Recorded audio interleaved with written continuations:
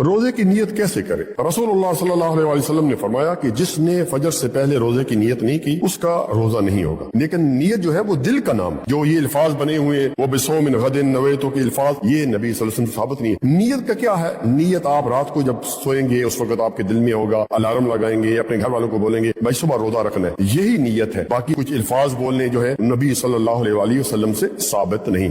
अब रमजान आ रहा है, रमजान में लोग बड़े जज्बात से, बड़े शौक से क़यामुल लैल करते हैं, नमाज़ तरावी पढ़ते हैं। अब कोई 11 पढ़ते हैं और कोई 20 पढ़ते हैं, कोई 11 पढ़ते हैं और कोई वित्रों समय 20 पढ़ते हैं। अब सवाल आएगा कि हम किसके पाबंद हैं? हम तरावियां वो पढ़े जो वहाबी पढ़ते हैं, हम तरावियां वो पढ़े जो हनफी पढ़ते हैं। मैंने अल्लाह के नबी का कलमा पढ़ा है, मैं बात भी अल्लाह के नबी की मानूंगा बस।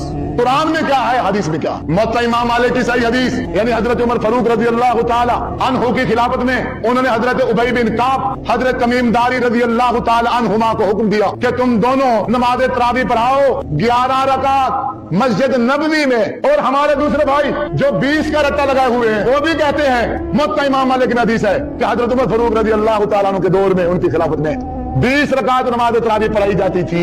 ये नहीं पता कि पढ़ने वाले कौन थे, पढ़ाने वाले कौन थे, वो जगह कौन सी थी। क्यों? ये रिवायत मन घड़त है। किसी इंसान ने अल्लाह के नबी सल्लल्लाहु अलैहि वसल्लम की सुन्नत के खिलाफ झूठ बोल दिया, हजरत उमर फारूक रज़ी अल्लाह तआला अन्हु पर तोहमत लगाई, ये सनद साबित नहीं है।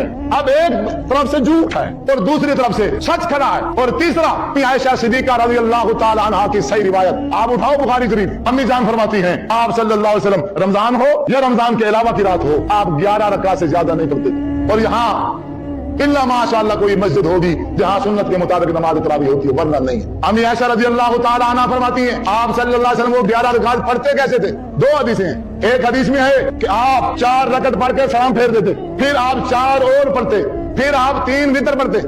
11 नमाज तरावी पढ़ने का एक तरीका ये, 4 फिर 4 फिर 3 वितर 11। और दूसरे हदीस में है हजरत आयशा फरमाती हैं आप सल्लल्लाहु अलैहि वसल्लम नमाज तरावी या क़यामुल लैल कैसे करते थे? 2-2 करके 10 रकात पढ़ते थे, 2-2 करके 10 रकात पढ़ते थे, फिर खड़े होकर एक वितर पढ़ते थे। लेकिन हमारी मसाजिद में क्या होता है, वो 2-2 करके 8 पढ़ते हैं, फिर 3 वितर पढ़ते हैं। अगर आपने 2-2 करके पढ़नी है तो फिर आप 10 पढ़ो, 2-2 करके 10, एक वितर पढ़ो। अगर आपने 3 वितर इकट्ठे पढ़ने हैं तो फिर आप 4-4 करके पढ़ो, फिर आप कैसे पढ़ो?